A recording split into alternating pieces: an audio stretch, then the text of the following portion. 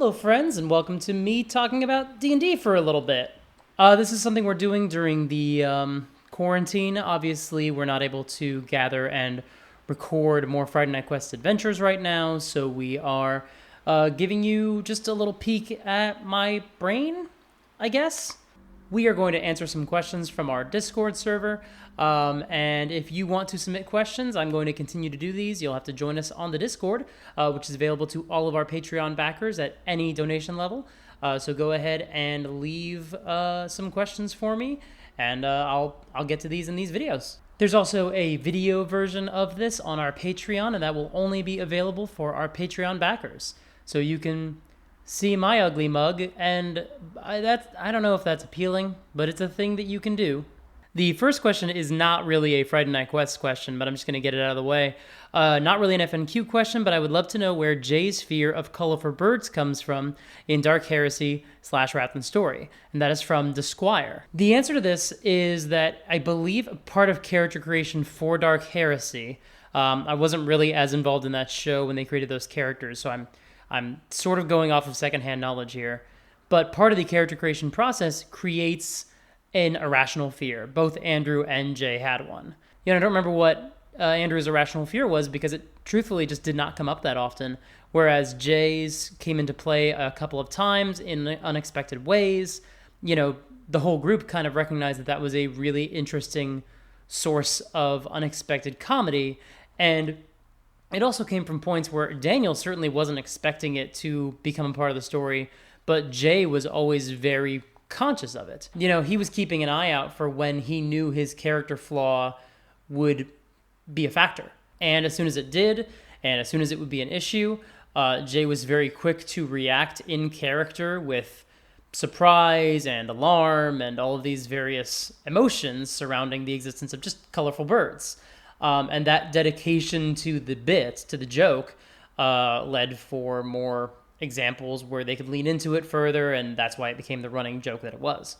So that's the reason why. Andrew has one too, and we don't remember what it was. It didn't matter.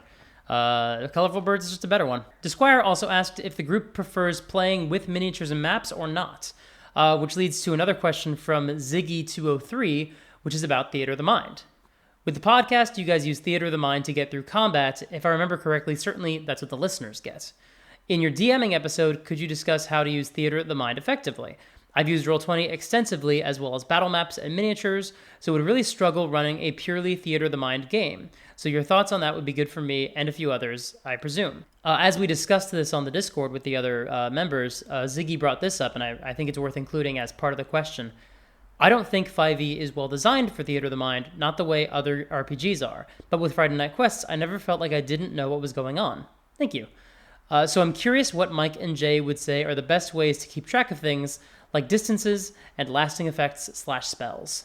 There is a pretty critical difference between Theater of the Mind, which is what we do on the podcast, and using maps and miniatures, even just printed out tokens or M&Ms or army men, which is what I used to do in my original games when I moved to LA, is I would just use army men for the goblins. And if you've ever seen the size of an army man miniature versus a D&D miniature, these goblins were towering over the heroes because we had just enough miniatures for the main characters, and then all the goblins were just, people with bazookas and things like that. The truth, and maybe not everyone wants to hear this, is that there are certain combat encounters you simply cannot do in Theater of the Mind.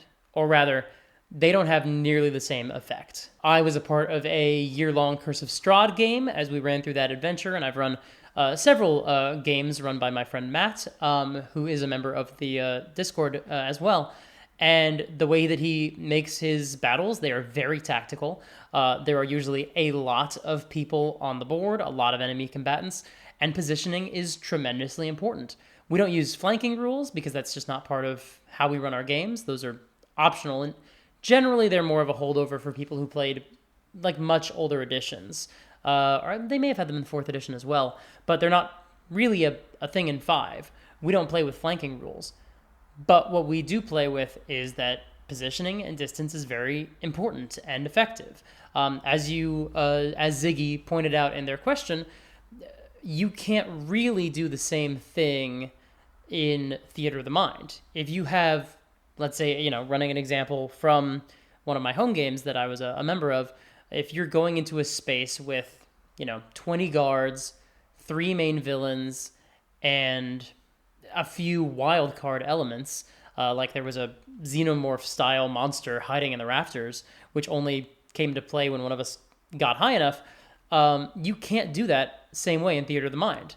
You kind of have to say the guards are in groups of 2 or 3, which is a good way to handle it. You say, okay, there's 2 guards over here on the left side, 2 on the right, and they're flanking around you. The other, whatever number, I've already lost count, which is how you can tell that I don't design encounters in this way for Theater of the Mind. You say the other 6, 10, I don't remember, whatever. They're all clustering around the bad guys. They're trying to provide some cover. And they're going to swell down and attack anybody who gets close. That's fine. The problem is that once you actually get to rolling attacks from every single individual, it's a lot of stuff to keep track of. And with Theater of the Mind, it's very challenging. Plus, as I said, there was the xenomorph hiding in the rafters. I think it actually was just a xenomorph, because that's how Matt runs his games, is every once in a while you'll run into something from movies or TV, and he's just given them D&D stats. And this creature in the rafters only came about because someone got high enough. And as soon as he reached this certain point, Matt just pulled out another monster and set it on the pillar in front of him. And the player basically blue screen, just stared at it and went, yeah, okay. That, I think, is something that is harder to pull off in Theater of the Mind, because in Theater of the Mind, you assume you're seeing everything. Unless Matt had deliberately said there are these alcoves on the wall, or the pillars only go up 10 feet away from the ceiling, so there's space above them, or however you would have done it to say there's stuff up there you don't know about. If you try to pull that same trick, most of the time, I think in Theater of the Mind, a player will say, well, why didn't I see that? My passive perception is X, my whatever it is. And I think there's something about having a board. Matt uses dungeon tiles, or Dwarven Forge tiles. So it's very immersive and very realistic looking. And when you see it, you go, oh, okay, that is the thing that is there. And I'm not assuming that Matt just made it up at the spot. This was a trap that was waiting for a character to get here, because this is a tactical game. And those kinds of tactics are very important. Along those same lines, I ran a game for, it must have been about 2 years and change, running Princes of the Apocalypse. And that is a published module for 5th edition. And it is, there's a lot of encounters. It's a sandbox game. So it's a hard thing for me to prepare every single session. And we were playing on Roll20 now. Nowadays, what I would do is I would buy the module on Roll20, but at the time, I think the only thing that was on there was Curse of Strahd, maybe Storm King's Thunder, or Tomb of Annihilation. They hadn't gone back yet and added the older modules, so I didn't have that option when I started playing that one. I actually don't even think they had any of the modules online. I'm not sure. But I wasn't able to do that, so I was making maps myself, and at a certain point, I would say, okay, you know what, I'm just going to hand wave this. I'm going to try to do Theater of the Mind as much as I can. Problem was that, one, it was a pretty tactical group. It still is a group that is pretty tactical. We're doing Storm King's Thunder, and our positioning matters, and where we put ourselves matters.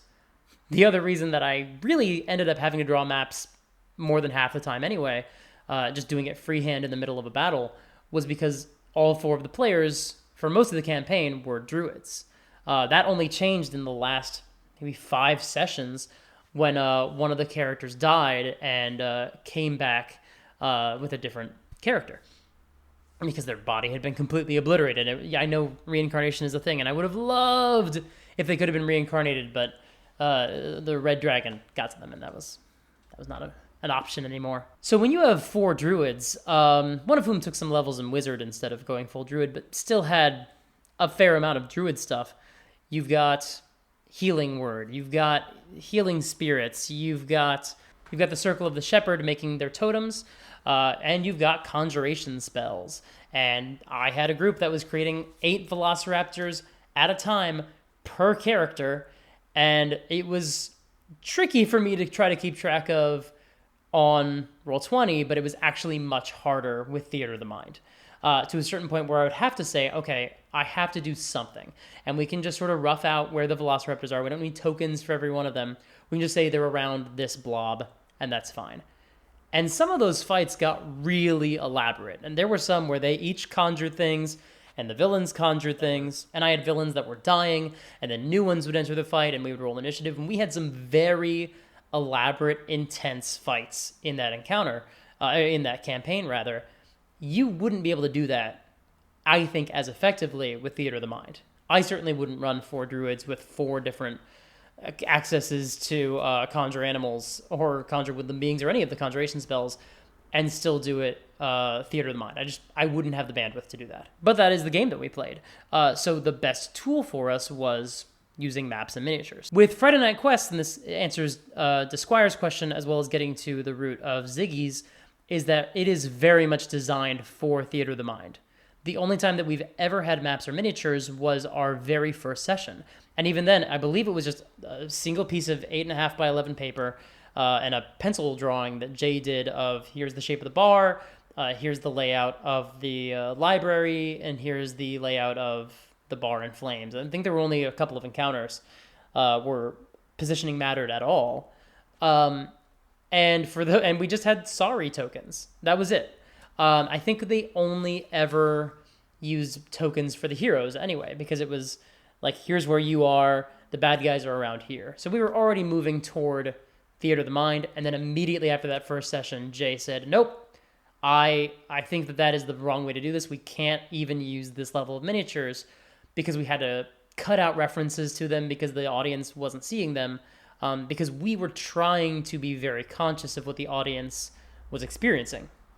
And for us, the audience was not experiencing the maps, not experiencing the miniatures. This isn't a streamed campaign or a video campaign.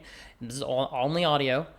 So we stopped using those miniatures and stopped using those maps, and that meant, generally speaking, fewer combatants. Not always. And there are definitely times where on Friday Night Quest we've had a lot of enemies at play at once, but generally you don't have that many more important enemies than the heroes. So if we're thinking about an example from the show, one of the most complex fights that we had was the fight on the battlefield in Season 17. And I think that is the exception rather than the rule, because you had ranks of soldiers, and you had the fire giant, and you had the spellcaster woman, you had the blackguard, I think there were 4 of them, and you had the evil anti-paladin. I don't remember any of these characters' names right now. I could have looked them up before this, and I just didn't. Krask, I think, was one of those characters. So that's a lot of people versus the Velvet League. We did happen to bring in a black dragon, so that did help our numbers a little. We also had rows and rows of soldiers.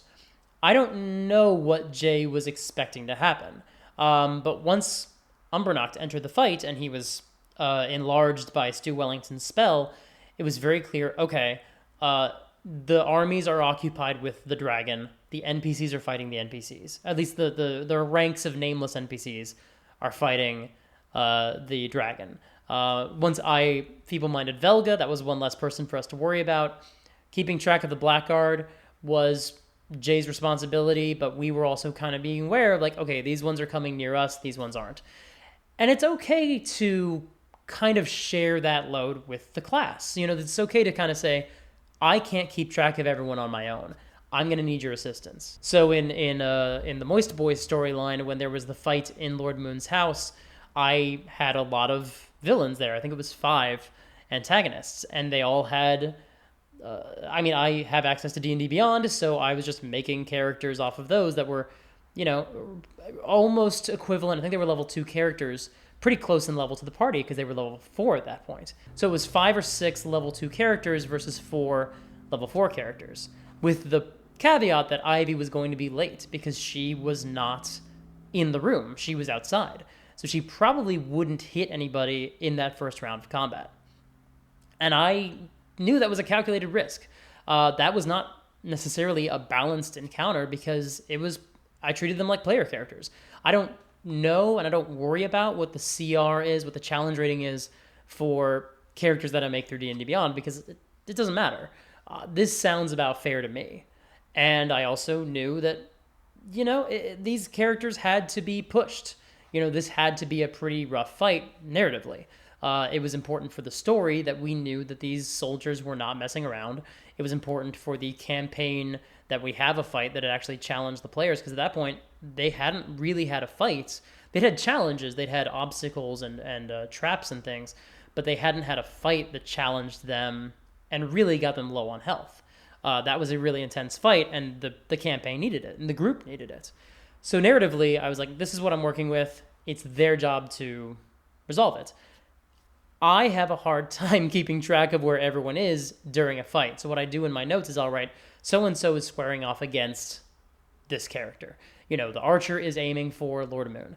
The bruiser is going after Phineas. And then I know when Quatra and Phineas get together, okay, all of the people that they were individually fighting are converging.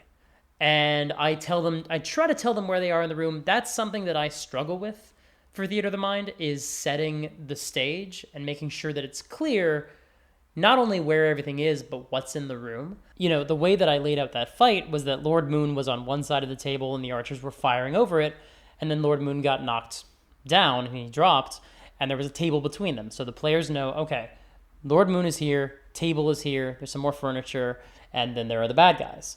And then the bruiser, his whole deal was that he was taking things and trying to hit people with them. He was always going after Phineas because of, that's just how it happened in the fight. But he picked up a lamp, he smashed it, he picked up a chair, and he smashed it, he was going to go for the table next. And first of all, he was always just doing 1d4 damage, because in my mind, they're all improvised weapons. That's the most you can do with them. That was the way I built that character. He wasn't going to do more than a d4 plus his strength. But I wanted him to grab things from around the room because I wanted him to be more interesting than man with club or whatever, because that would be boring. And I also wanted him to be looking around the room for things he could use because I wanted the players to do the same thing. And I like doing that in combat encounters. And I'm very bad at it, but I like setting up terrain or interesting effects that are in the room that the players can use for their benefit. In answer to Disquire's question, do we prefer miniatures and maps or Theater of the Mind? I prefer running games that are Theater of the Mind. I think that nothing can kill the momentum, at least in my games, faster than when I have to put down a map and put out miniatures. And I think there's an element, and this is mileage varies. This is just my own personal feeling, but I think that when I can see the figures on the map and I see where everything is, I don't see the battlefield in my mind, and I miss that. And that's just personal preference. It doesn't mean that I can't play those games or don't play those games. I love playing in games that have really elaborate tactical fights. I think that the more you add detail to the battlefield with Dwarven Forge, with painted miniatures, with any of these things, the more it starts to feel like that's what you're building. Like you're just sort of making the diorama of the fight. Whereas I personally am a very imaginative person, and I like being able to imagine the sneer of the villain's face or their haughty pose when their spell gets counterspelled. When I'm looking down at the token and they're always making the same "arg" expression, I don't see what I picture in my head.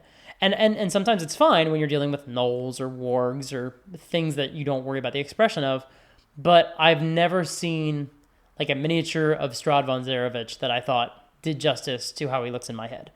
Now, if the fight is intense enough, I don't care. I'm still in the fight. I still live or die by every counted square of how far away anything is from another. But it's just the atmosphere that I like to cultivate at my table is Theater of the Mind. I've got some groups who have never played miniatures with me because I was kind of moving away from that phase of using maps and miniatures a couple of years ago. And partly because I knew I was going to be dungeon mastering the next season of Friday Night Quests. So I knew that this was a skill I needed to refine. But it's also because I just enjoy painting word pictures. And that's kind of where the game lives for me. But every DM has their own preference in that regard. And in that sense, like I don't want anyone to feel like they have to run Theater of the Mind. The truth is it comes down to your players and what the group is comfortable with. When I was doing Prince of the Apocalypse, at a certain point, I had to say, this is not as Theater of the Mind as I would like it to be, but the players are enjoying the fights when they can see what's going on, when they know what they're fighting, when they know where everything is.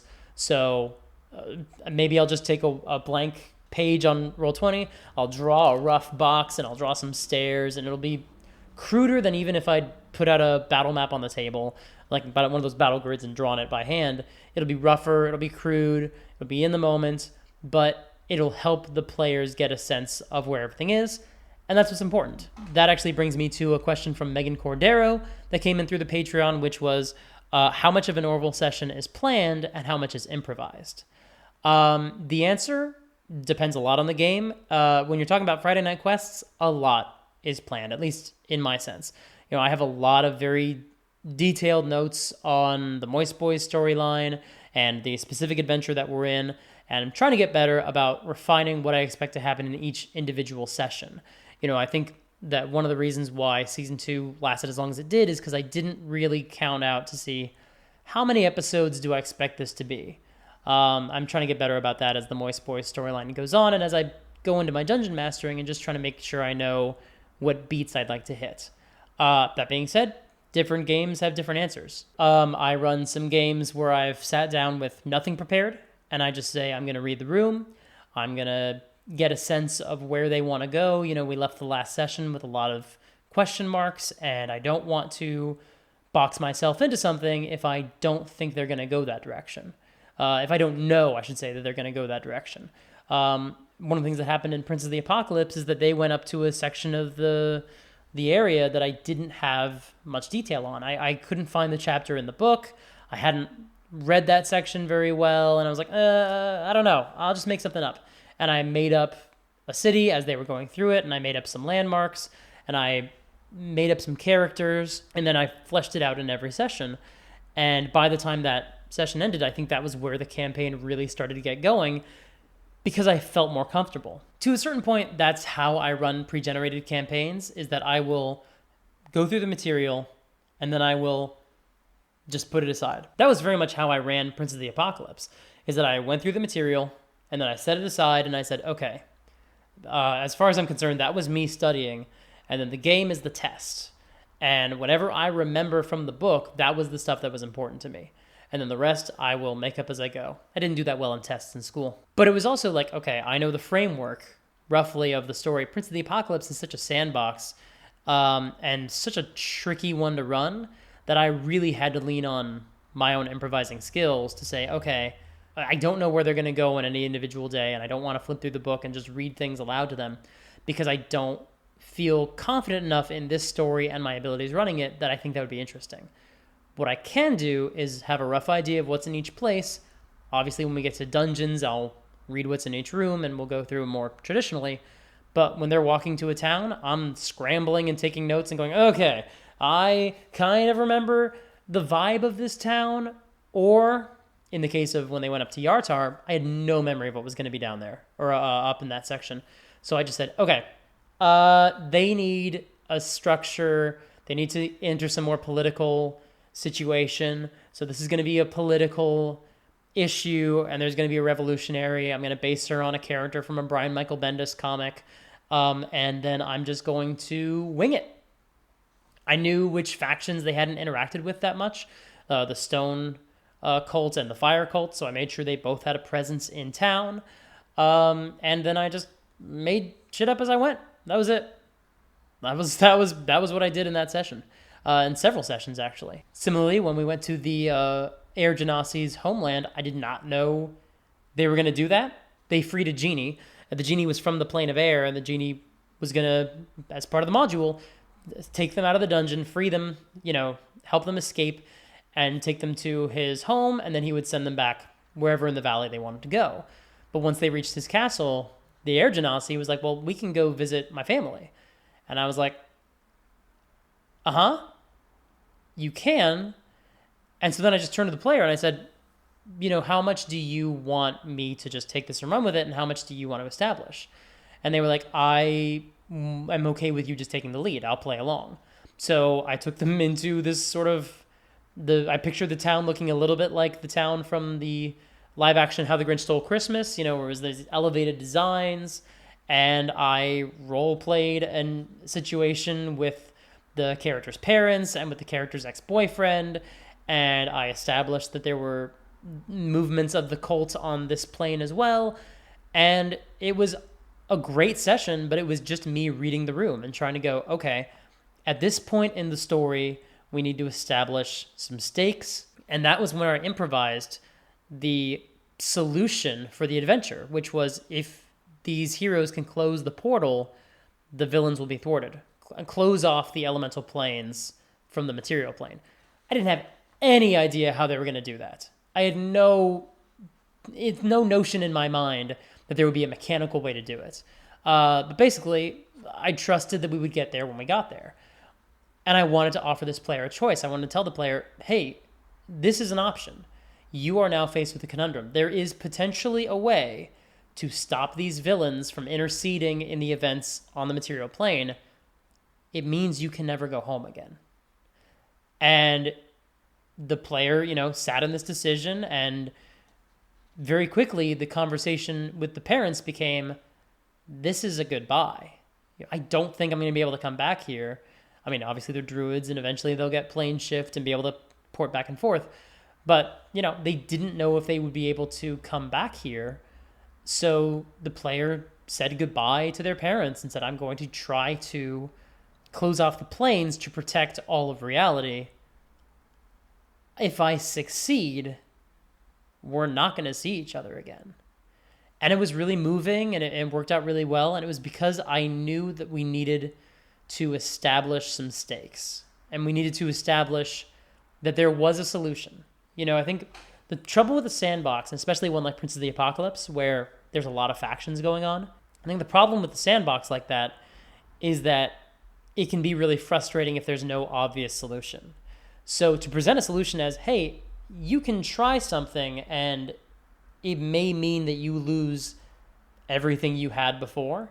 It tells the players two things. One, it tells them that there is a solution, at least one. Maybe there are more, but there is at least one way to solve the problem. But two, it tells them you have to give something up for this. This is not going to be an easy road. You're not just going to be fighting monsters in a dungeon and then we're done. Like, you have to make some sacrifices. You have to commit. And it's giving the players, all of them, not only the one who was from the plane of air, but all of them who are accompanying them on this mission, gives them all a chance to kind of mentally check in and say, okay, how does my character feel about this? Are they the kind of person who will say, we're going to find another way? Or are they the kind of person who's like, okay, I have a mission now, which is what the Air Genasi did, was they were like, okay, I've got a mission. I need to figure out how to do this.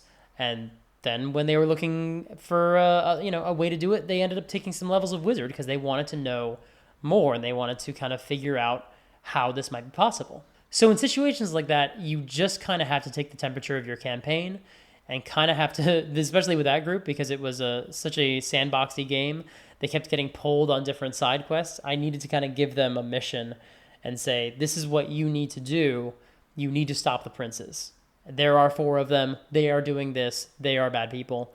And then kind of nudge them with a quid pro quo of sorts and say, if you do this, you will win, but you will also lose this. I like that kind of narrative storytelling.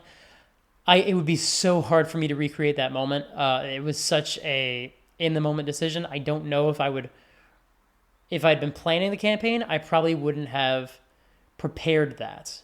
If I knew, when they go to the genie, he's going to take them to the plane of air, and the Air Genasis are going to want to go home, which seems like the most obvious thing in the world. Why didn't it occur to me that was going to happen?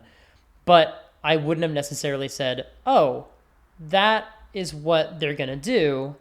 And if they're going to do that, I will give them this choice and say, you can, one day, through adventure and through mystery and through whatever, close off the portals, you'll lose access to your family.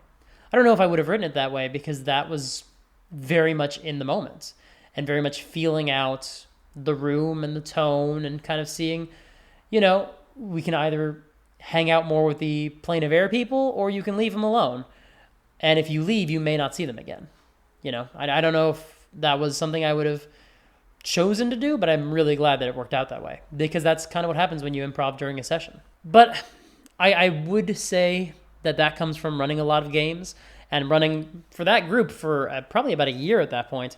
I knew them pretty well, and I knew what they were responding to, and I knew what they weren't, and I got a sense of how invested they were in the story by how much they were going down all the sidetracks, and I got a sense that because they were going off on all these different subplots, they didn't understand where the main story was. For them it was the whole valley and not these 4 dungeons in the hills, which is how it's written in the book. It's like there's all this stuff around the dungeons, and then in the middle, that's where all the plot is, which is not a great design, but it's the way that adventure is written, and sort of gave them a lot of opportunities to miss those dungeons by bouncing around the borders. So I would have to come up with stuff for the other side quests that I didn't expect to be as important as they were. And by the time we got to the airplane, I was like, okay, the airplane. By the time we got to the plane of air, I knew we need to make sure that they understand what's going on. Because I think that they understand there are evil cults. They don't understand what's at stake. But again, you have to read the room. It depends on the game. I will say, actually, on the note of improvising, in the most recent episode of the Moist Boys, I did not expect them to find information on Auntie. I should have known that they were going to roll pretty high and looking into the Dream Eater, but they went to the library and they were looking at the Dream Eater, and I was like, I don't know that I want to give them anything. I've already given them some information. Basically, all I did about the Dream Eater in that session was confirm what I'd already hinted, which is that it is fey, and probably bad. There wasn't a lot more detail given to them during the game. But the players wanted something. They'd spent all this time getting to this library, more time than should have. That was my fault. We had a long lead up to them getting to the library, which I would not do again if I ran those sessions again. But once they got there, there was interesting stuff happening. There was the main plot coming into focus with Jorma Hoke, but Ivy and Phineas were very, very invested on Auntie and the Dream Eater. So naturally, I was like, I need to have some payoff. It is too early in the story for more information on the Dream Eater. But what I can do is give them sort of an olive branch and give them information about Auntie. So I improvised. And I did improvise something pretty important during a Friday Night Quest game, which I just said I don't do, but I lied to you. I improvised the details about Auntie as the writer of those journals. Those journals didn't exist in my notes, but I was like, well, this makes sense. It gives them a resource. It gives them something to hang their hat on, that Ivy knew this real person. Auntie was real. Auntie existed, and Auntie had secrets. There's this life of Auntie's before she met Ivy that Ivy didn't know about. And that was really important for the story to say, okay, there is more going on than you know. And they kind of knew that, but it gave them something tangible. It gave them a name, which I definitely did not expect to be revealed. But I'm really glad it was. I think narratively it meant a lot to those characters. But you have to read the room, and say, okay, they need something from me. I'm not going to give them information about the villain, but I need to give them something. And it makes it clear that, yes, Auntie and the Dream Eater are related in some way. That storyline is connected, which was important as well, going into, where those characters were trying to go, that they knew that. So I think that's when you improvise during a game. McMangus asks, any tips for creating a coherent story without removing agency from players? It's what I'm working on right now, actually. I think that the format of Friday Night Quest Season 2 has been more my story than theirs, which definitely was not my intention, but just because I'm very much a planner. I like to know where I'm going, even though I've just talked about improvising storylines. But, Friday Night Quest, for the first campaign, I was scheduling all the games. I was reaching out to our guests. I was handling a lot of logistics, preparing, and I was often working months in advance, trying to figure out if this is going to be our Thanksgiving episode, we need to record it by this time, so I've got time to edit it, who's available and who's around. If we need to record a holiday session, we've got to do it before Thanksgiving, because this may not be news to anyone who's tried to schedule D&D games. People are very hard to get a hold of from Thanksgiving until New Year's. So going into the second season of Friday Night Quests, I did a lot of prep. And I think if I'd had a chance to do it again, I would have backed off on some of that. I think that taking the lead from the characters and everything that's going on is very much tied to the storylines of the main characters. But it's done so in a way that is all building to something. It's building to an ending. And I think that's pretty clear to the players that there's an ending in mind. But I think that there are fewer opportunities than I would like for the players to make strong choices. I think you can counter that with the beginning of the Velvet League story. And the Velvet League story is very much just Freak of the Week adventures. And there are not a lot of major decisions going on because we were feeling out our characters. We were trying to figure out the tone of the show. It was a brand new podcast at the time. And around the time we get to season 6 and 7, Jay starts opening up options for us, saying, okay, now that you have this information, what do you do? That's especially true once we get to the end of season 10. And Izzy goes, oh, my dad could help us. And I think Jay was already planning to go that direction anyway, but it made it very easy for him to go, yes, we are going to set up some adventures along the way, and then we'll get to your father, and that will lead you to more choices to make. But I think that the final season of the Velvet League story is very, very player choice focused. And that was incredibly deliberate on Jay's part. He created that storyline where it was just this open world, essentially, and somewhat literally because there was a lot of empty, vast space in the plane of limbo at that time. And he said, okay, this big event happens at the beginning of this arc, and you now have to decide how you're going to proceed. These forces are here, these forces are here, there are these elements in between, there's these factions, what do you do? I don't think Jay had any idea how long that campaign was going to go. I don't think he knew how long that season was going to go because he didn't plan it that way. He planned it as this is a full campaign, kind of the way we would do it at home, of like, you've got these choices, you've got this, not a map, but this outline of where everything is. You tell me what you're going to do. It was a true sandbox at the end of that game with a very clear objective and a ticking clock as well. But it was very clear to us that it was our choice, whatever we wanted to do. And that meant Vincent being a factor where Jay did not expect him to be. And that meant figuring out how are we going to resolve things with Michael since he was not hanging out with us for most of that season. And a lot of that was... it was entirely driven by player choice. It depends on the game. I'll say that. We, at the podcast, kind of have to put a lot of emphasis on our work because the players and the Dungeon Master are working together for a performance more than just they're telling your own story. We're telling a story for you. And that is kind of a different animal. That's why for so many seasons of the Velvet League, when we start a campaign, Jay lets us know what we've been up to. Or he'll ask a question early on and say like, hey, what has this been like? What have you guys been up to? I think the beginning of season 17, which is our final adventure with any guest stars in it. It was the season with Stu Wellington's return. Stu Wellington, the character, not the performer. That was a clear moment of like, I want to ask Horace, you've been running the castle. This is what's going on. What have you been doing? And when Horace said, we've turned it into a hedonistic, mayhem palace, Jay just rolled with that and said, okay, yeah, you tell me there's a pudding room, there's a pudding room. You tell me that there's a pillow fort, there's a pillow fort, all these things. And that enabled us to have choices in a more measured space because it's a podcast and we kind of have to tell our story that way based on the format for the Velvet League.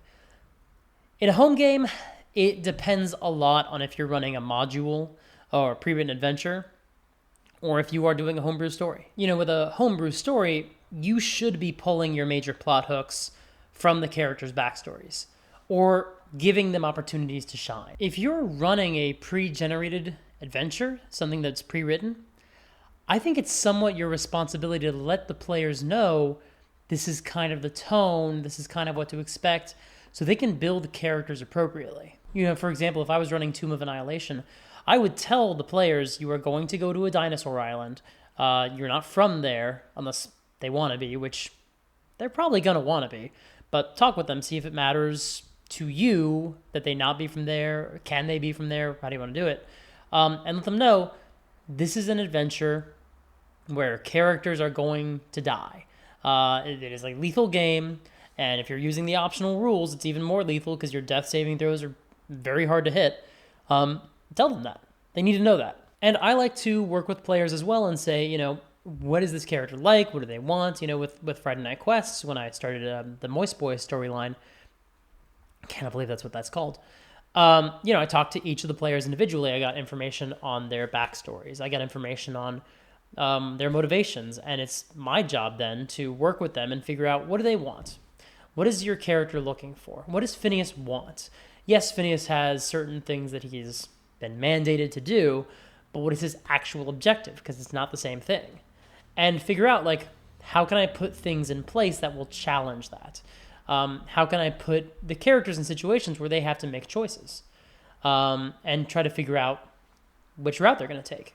The third entr'acte is all about Ivy being confronted with someone who may have answers.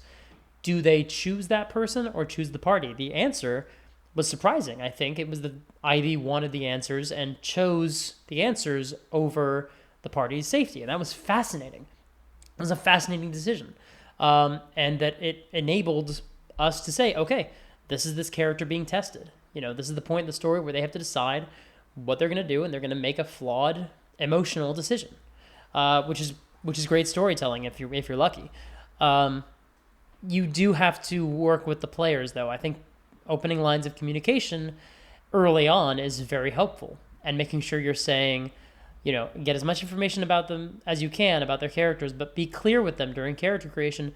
Here's the tone of the story we're going to do, or pitch them ideas, and talk with them. One of the conversations that we've had with the Moist Boys, ironically right before the quarantine, so none of it's actually committed to audio yet.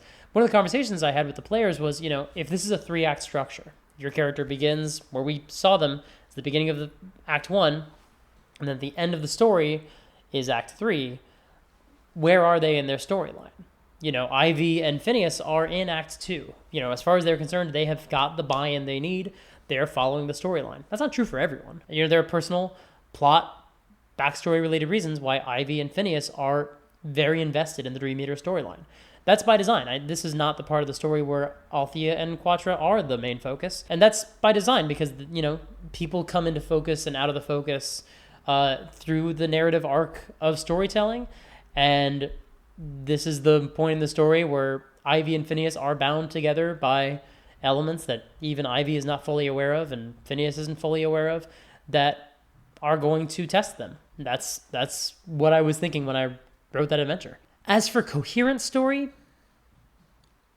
the dice still make that decision for you.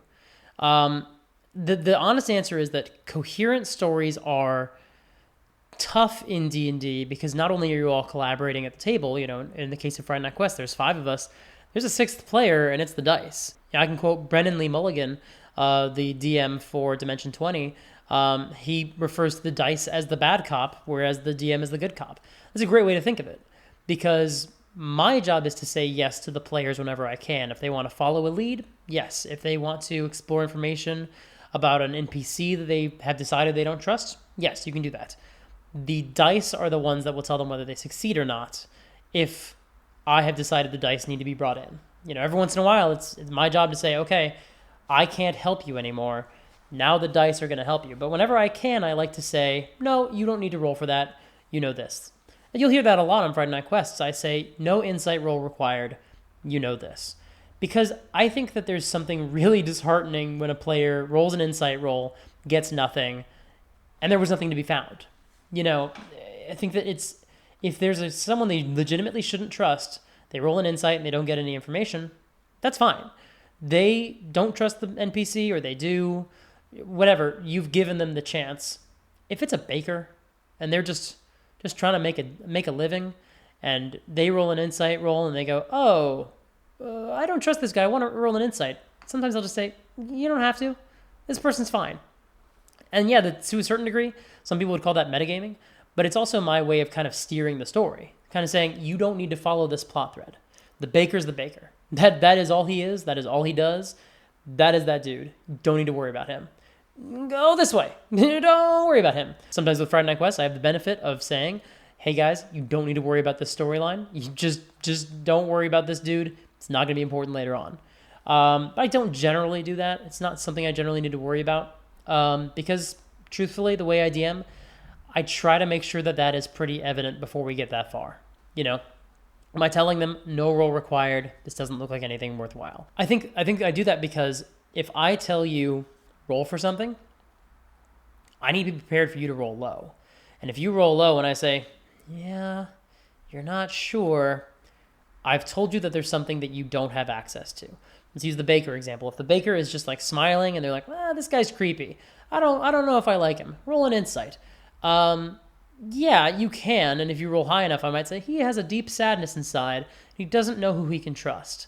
And if you roll low, I say, I don't know. His smile just weirds you out. I have told you that if you rolled low, that dude's a villain. And you should go kill him probably pretty soon, or he's going to murder you in your sleep. He's just a baker. I smile weird. I have a creepy smile. I was like, yeah, I give you some pies. And you guys thought that was creepy. I wasn't trying to be creepy. I was trying to be overly friendly. So you say, I want to roll an insight check. I might say, you don't need to roll an insight check on this. I will tell you, he seems lonely. And he is just trying to reach out to you. Like me, Mike Christensen, trying to reach out to you. Because I am lonely. And that's my way of telling them this is not the story. You don't need to worry about the baker. He's just this dude. If they want to keep interacting with him, they're welcome to, but now they kind of know the terms. And I try to do that whenever I can. It's tougher in a dungeon. If you say, are there tracks this way or that way, that's a way to kind of guide people. But make sure, like, if there are 2 tunnels in a dungeon or 2 doors, there's a reason why they would go to the one that you want them to go to. It could be tracks. It could be that there's less dust. It could be that there's, like, a crack in the door or something. If it's something like Death House at the beginning of Curse of Strahd, they really should go through every room. There's stuff in every room. But if you're going through a dungeon and one way is a dead end and the other way is important stuff, make it clear. They hear chanting from that tunnel. There's firelight from that tunnel. You feel waves of magic rolling down that tunnel. From the one on the right, no, not really. Or you hear the sound of chains rattling from the tunnel on the right and chanting from the tunnel straight ahead. That gives them information. Lets them know, where should I split my focus? It also gives them a choice. If you say, this is this way and this is that way, what do you want to do? You're putting your players in a choice where they make important decisions only if there are consequences. For example, if you hear chains rattling to the right and magic, chanting, and fire straight ahead of you, you go to the right, the people straight ahead of you, they finish their ritual. They do it. Like, you may go free the prisoner, you may go find the NPC you were looking for, but the ritual gets completed because you went the other way. Or you go straight ahead, you ignore the chains, that person dies. They got executed. You don't get them back. That's a way that you can give their choices importance. And it's a way to let them know early on in the story. It lets them know your choices are important. This is not Pokemon. The 5 people standing around town are not going to be in the exact same 5 places when you come back 5 days later. That is just not, straight up, not how it works. But you don't have to do it every time. But if you do it enough early on, the players will know. They'll know our choices matter. And then you can kind of work with them the way you normally would. You can still play the game, but they'll just know in the back of their heads, the things that we have decided on have importance. And you can set up things early on and say, the decision that you made very early on changed something in the storyline. In the Friday Night Quest campaign with Moist Boys, they had a choice at the end of Season 1. Did they want to go to Mazra and have a dungeon crawly, explory adventure? Or do they want to go to Matet and do something a little bit more political? They chose Matet, and I was pretty clear with them, like, the Mazra job is gone. Someone else is going to get that job. The players were very aware of that. That is a dungeon crawl, hex crawl adventure. Probably not hex crawls. I'm not much of a hex crawl guy. But that is a, more hack/adventure. They wanted to go with the political one. And that was why Mazra was as political as it was. That was why there was so much there, because I wanted to say, like, This is the area that you chose, and I want to give you the full experience of what you chose. This is a political adventure. So that's my answer. You give them choices early often that reinforce the fact that if they make choices, they matter, and honor those choices. Mick Mangus asked, who are the producers for the podcast? They've been mentioned before, but they don't get talked about much. Andrew Dickinger and Niels Christian, they co-created Partial Arc with Jay Jones. I actually came along a little bit later on when we were starting to do our podcasts and things like that, but they were working on Mortals before I was ever a part of Partial Arc. And Andrew and Nick are very helpful sounding boards for the adventures, especially when Jay was running the campaign and I couldn't consult with him about the story because I was a player in it. Andrew and Nick would talk to him about the storyline. They would bounce ideas off of each other. Jay had a pretty strong sense of where he was going, but anytime he was stuck or needed advice, he would go to them. They do the same thing for me for season 2. In truth, in the beginning days of Friday Night Quests, they used to play test adventures together. They would play test their combat encounters because 5th edition was such a new thing at the time. We didn't know if our encounters were balanced. So Jay would run the adventure. Nick and Andrew would run the Velvet League plus one of the guest stars. We didn't know who the other person would be yet, but we had some options, some playable templates. But they continued to consult as the seasons went on. In fact, Nick and Andrew were very much involved when Vect was introduced and when decisions were made for certain NPCs to die. They were very much involved in how do we do this most effectively? How can we make sure that this doesn't derail the story or doesn't take agency away from the characters? It's very important to have people you can bounce ideas off of, and they can't always be in your game because that person will not be able to suspend their player knowledge or be surprised by things that happen if you've already bounced ideas off them. So that's what Nick and Andrew do for Friday Night Quests. They're also present for some of the recordings. They take turns usually, and they'll listen in and make sure there's no audio glitches, things like that. But mainly they have a producer credit because they're very involved in, it's tough. Like once the DM says something, it's canon. So it's really helpful to have someone else you can bounce an idea off of so that you're not committing to something that's going to be actually very bad and dumb. So that's who our producers are. The final question is from Ziggy203. Do you think a Night Hag Coven would be too much for 3 level 8 PCs? Really love the plot of that one-shot. They're talking about the Adventures of Gormo one-shot from our first year. And would like to write something along those lines into my campaign, but can't quite work out the encounter balance. This question was actually submitted before Ziggy was aware that we'd be doing these recordings, so but I did want to tackle it here because I think it's a better format to do so. So to start, I did run the numbers. I ran the math. First of all, Night Hags are CR5, but if they're in a coven, they are CR7 because they have access to additional spells that they do not have from the normal Night Hag class list. 3 of them together are, their XP is 17,400. So that is deadly. That is a deadly encounter for 3 level 8 PCs. But the answer of how deadly they are has actually a number of variables. This is not, the math on D&D is not as one-to-one as you might assume.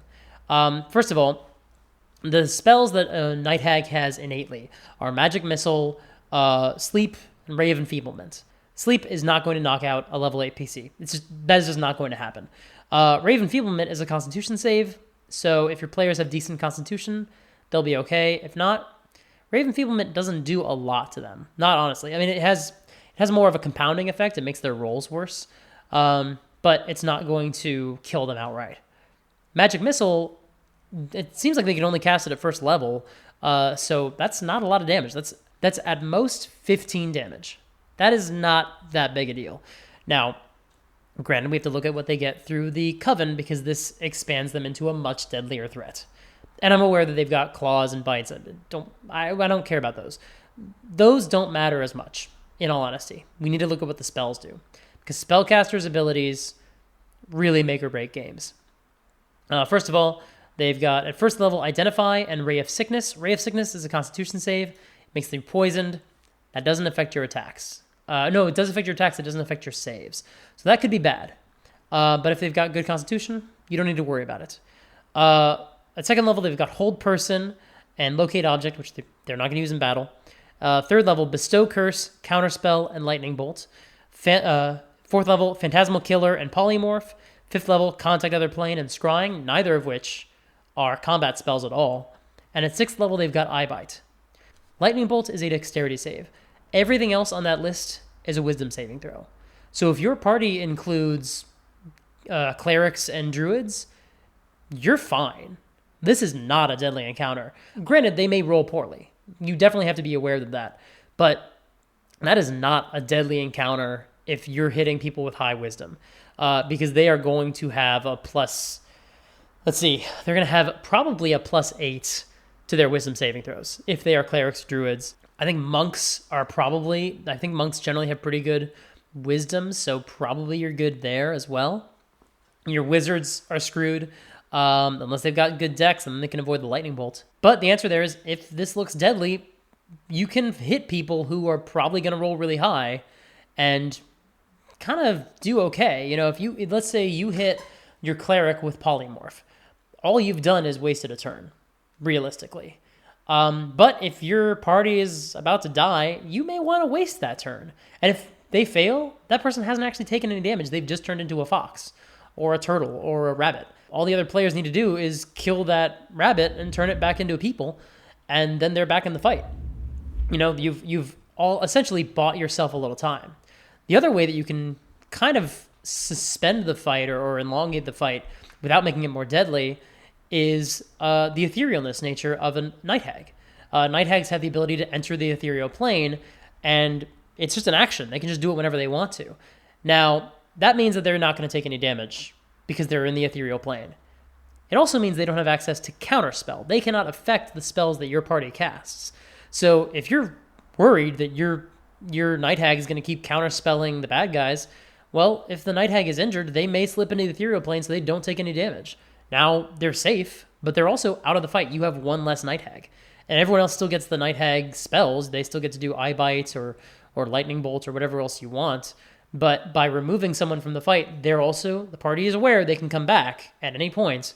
But as long as they're off the field, you don't know when they're coming back. You don't know where they are.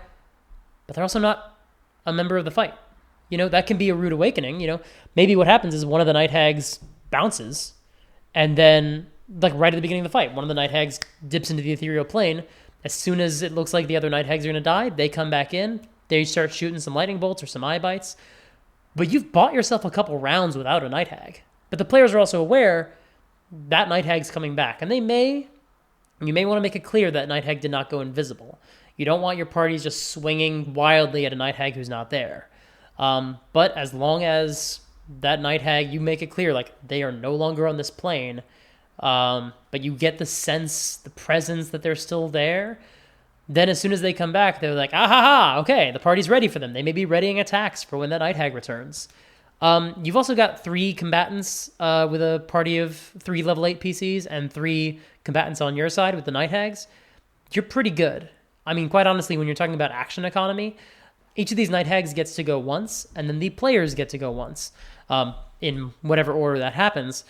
The really deadly encounters are when you have multi-attack or when you have legendary actions, neither of which are present with the night hag. But the most important way you can make them less lethal is by making it very clear to your players before they encounter the hags that there are hags. If your players are prepared and aware that hags are a possibility, they are going to be ready. They are going to try to do whatever they can to either mentally prepare themselves or potentially using spells, prepare themselves for the possibility of fighting some hags.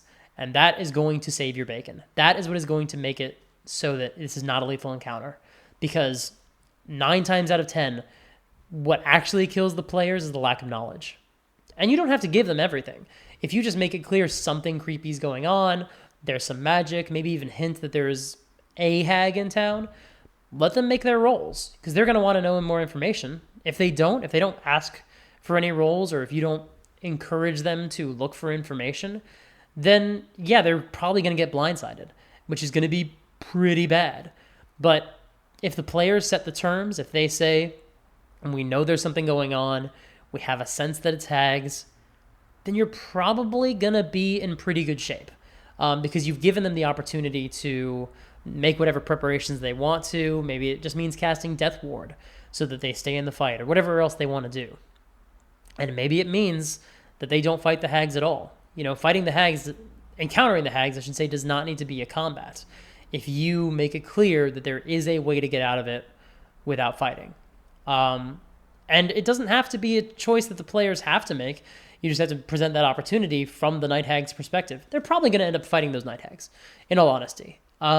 Especially if you're borrowing plot elements from the Adventures of Gormo storyline, they're probably going to want to kill those Night Hags.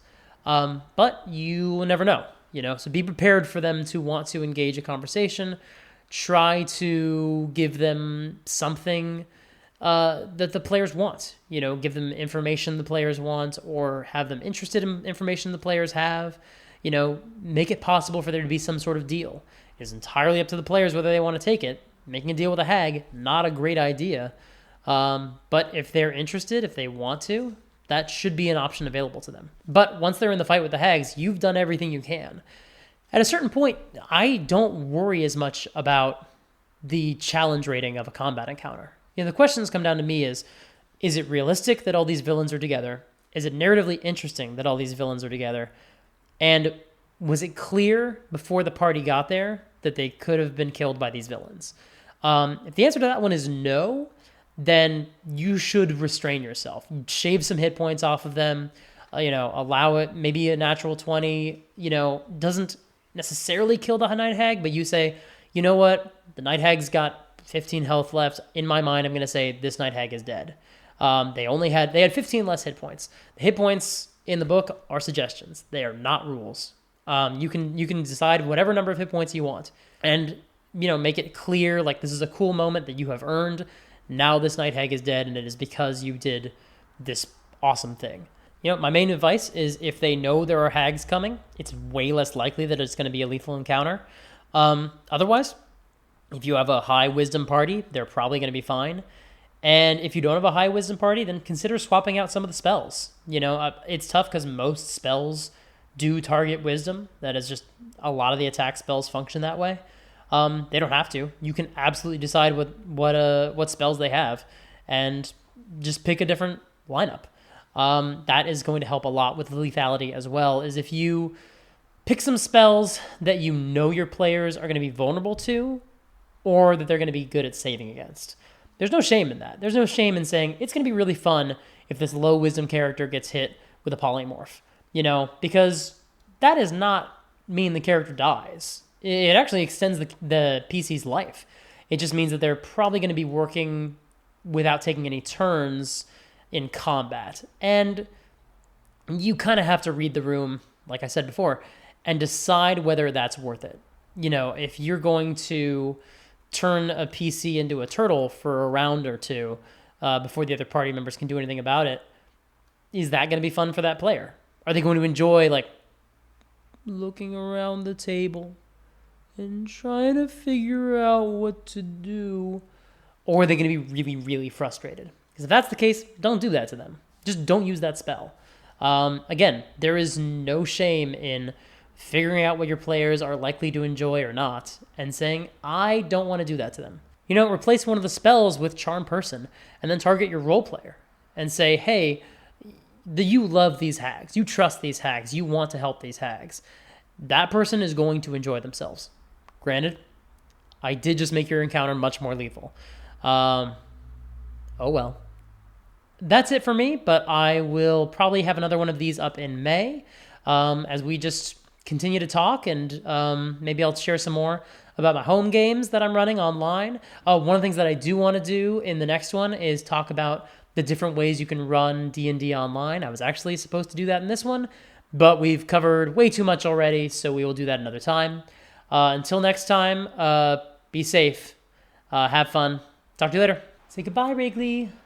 Bye.